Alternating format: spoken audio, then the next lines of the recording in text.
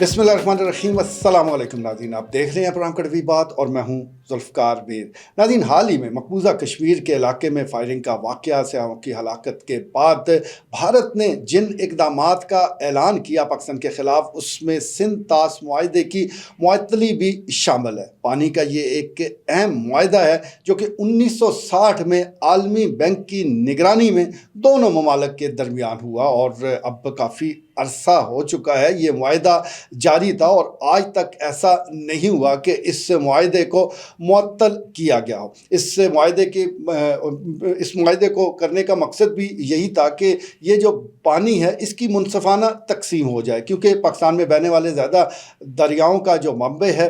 وہ بھارت کے علاقے ہی ہیں، وہیں سے پانی بہہ کر پاکستان میں داخل ہوتا ہے، تو اس لیے ضروری تھا کہ جہاں اثاثوں کی تقسیم ہوئی ہے وہیں پانی کی بھی تقسیم کی جائے، اور اس سلسلے میں عالمی بینک نے اس اہم معاہدے کی نگرانی کی، اور 1960 میں جو معاہدہ ہوا اس میں طے پایا کہ جو مشرقی 3 دریا ہیں، اہم اور بڑے دریا ہیں، جس میں ستلج ہے، بیاس ہے اور راوی ہے، یہ بھارت کو دے دیے گئے۔ ان دریاؤں پر اس کا حق تسلیم کر لیا گیا، جبکہ 3 اور مغربی دریا جس میں سندھ، جہلم اور چناب شامل ہے، یہ پاکستان کو دیے گئے، اور ان دریاؤں پر پاکستان کا جو حق ہے وہ تسلیم کیا گیا۔ اس سلسلے میں بھارت کو ان دریاؤں پر اتنی اجازت ضرور دی گئی کہ وہ پن بجلی کے منصوبے لگا سکتا ہے، محدود پیمانے پر وہ آبپاشی کے لیے بھی پانی استعمال کر سکتا ہے، لیکن اس سے زیادہ وہ پانی روک نہیں سکتا۔ تو عرصہ دراز سے اس معاہدے پر عمل درآمد ہو رہا تھا، اور دیگر جو اور نکات ہیں جس میں پانی، اگر بھارت نے پانی چھوڑنا ہے تو اس میں اطلاع دینا بھی شامل تھا، دیگر اور معاملات تھے جس پر عمل درآمد ہو رہا تھا، لیکن اب اچانک اس کی جو معطلی ہے وہ وجہ بحث بن رہی ہے۔ بہت سے لوگ نہیں جانتے کہ یہ سندھ طاس معاہدہ کیا ہے اور کب ہوا، کتنا اس کو فائدہ پاکستان کو ہے، کتنا فائدہ اس کا بھارت کو ہے، تو اس پر ایک بحث چل نکلی ہے۔ جہاں تک اس معاہدے کا تعلق ہے تو یہ 2 طرفہ معاہدہ ہے، دونوں ملکوں کو اس کا فائدہ ہے، کیونکہ جب آپ کوئی بھی بین الاقوامی معاہدہ کرتے ہیں، اور خاص طور پر وہ ممالک کہ جن کے درمیان ایک مخالفت، ایک دشمنی، ایک مخاصمت کا ماحول موجود ہے، کئی جنگیں وہ ملک لڑ چکے ہیں، تو اس میں عالمی جو معاہدے ہیں ان کی بڑی اہمیت ہوتی ہے، کیونکہ اگر آپ ایک عالمی معاہدے سے انحراف کریں گے تو دوسرے کو بھی پھر یہ حق حاصل ہو جاتا ہے کہ وہ کسی اور عالمی معاہدے سے پھر جائے یا کسی بھی 2 طرفہ معاہدے سے انکار کر دے۔ تو یہ کیونکہ پہل بھارت نے کی ہے، تو جوابی طور پر پاکستان نے بھی واضح کر دیا ہے کہ یہ آبی جارحیت کسی صورت قابل قبول نہیں، اسے اعلان جنگ تصور کیا جائے گا، کیونکہ یہ اہم معاملہ ہے۔ اس وقت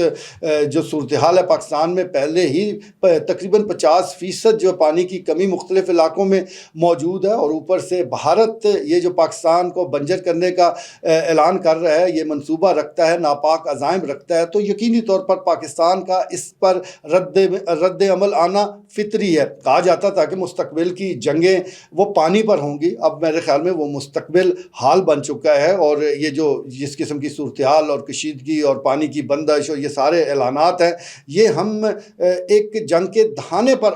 کھڑے ہوئے ہیں، اور اگر خدا نخواستہ سندھ طاس معاہدے کو واقعی معطل کیا گیا اور اس پر عمل درآمد روکا گیا تو پھر جنگ کے سوا میرے خیال میں کوئی چارہ رہ بھی نہیں جاتا، کیونکہ کوئی ملک بھی یہ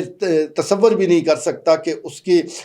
جو زمینیں ہیں وہ بنجر بن جائیں، ویران بن جائیں، صحرا بن جائیں، تو اس لیے یہ کام اتنا آسان نہیں ہے، اور میرے خیال میں بھارت کو بھی اس کا بخوبی احساس ہے، کیونکہ اس معاہدے کی جو اہم شق ہے اس میں یہ بات شامل کی گئی تھی کہ کوئی فریق بھی یک طرفہ طور پر اس معاہدے کو ختم نہیں کر سکتا، کیونکہ بھارت نے یک طرفہ طور پر اس کو ختم کرنے کا اعلان کیا ہے، تو معاہدے کے مطابق تو اس اعلان کی کوئی قانونی حیثیت نہیں ہے۔ اس کے ساتھ ساتھ تنازع کی شکل میں بھی اس معاہدے میں یہ شک رکھی گئی تھی کہ کوئی تنازع پیدا ہوگا تو عالمی بینک ثالثی کرے گا، تو اب بھی ایک تنازع پیدا ہو چکا، اور اس سے پہلے بھی کیونکہ بھارت نے جو اس کو اجازت تھی ڈیمز بنانے کی محدود پیمانے پیمانے پر تو اس کی خلاف ورزی بھی کسی نہ کسی شکل میں کی ہے ماضی میں، اور اس صورت میں بھی پاکستان عالمی بینک سے بھی رجوع کر چکا ہے، ثالثی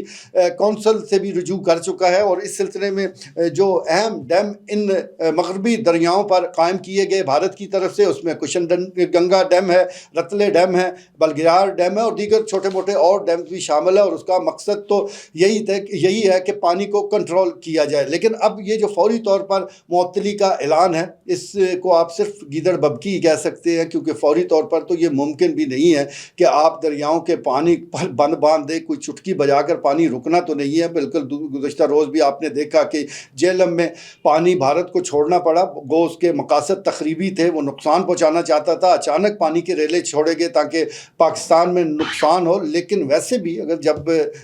پانی برستا ہے، پانی زیادہ آتا ہے، تو یہ روکنا آسان نہیں ہے۔ اور دوسرا، اس معاہدے کی گارنٹی جو ہے وہ عالمی بینک نے دے رکھی ہے، اور جب آپ عالمی معاہدوں کو اس طرح تہس نہس کرنے کی کوشش کریں گے تو دنیا اس کو تسلیم نہیں کرتی۔ اور اب یہ جو معاملہ ہے، اس سلسلے میں بھی یقینی طور پر پاکستان جو ہے وہ پہلے مختلف فورم سے رجوع کرے گا، جس میں سب سے اہم جو ہے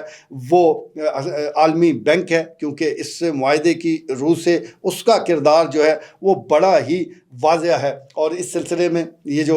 سنتاس معاہدے کی معطلی کی باتیں کی جا رہی ہیں، یہ ایک سیاسی سٹنٹ تو ہو سکتا ہے، اپنی عوام کو خوش کرنے کی بات تو ہو سکتی ہے، لیکن سب اچھی طرح جانتے ہیں کہ یہ اتنا آسان کام نہیں ہے۔ عالمی معاہدے اس حوالے سے موجود ہے، اور پھر جو پاکستان کا عزم ہے وہ بھی سب کے سامنے ہے۔ تو یہ سلسلہ اس وقت جاری ہے، اور اس معاہدے کی جو اہم شقیں ہیں وہ میں نے آپ کے سامنے رکھی ہیں، آپ سے شیئر کر دی ہیں۔ آپ کو بھی اس سے اندازہ ہو گیا ہوگا کہ یہ معاملہ کتنا حساس ہے، کتنا اہم ہے، اور پاکستان کے لیے یہ زندگی اور موت کا مسئلہ ہے۔ آج کے لیے اتنا ہی، اجازت دیجیے، اللہ نگہبان۔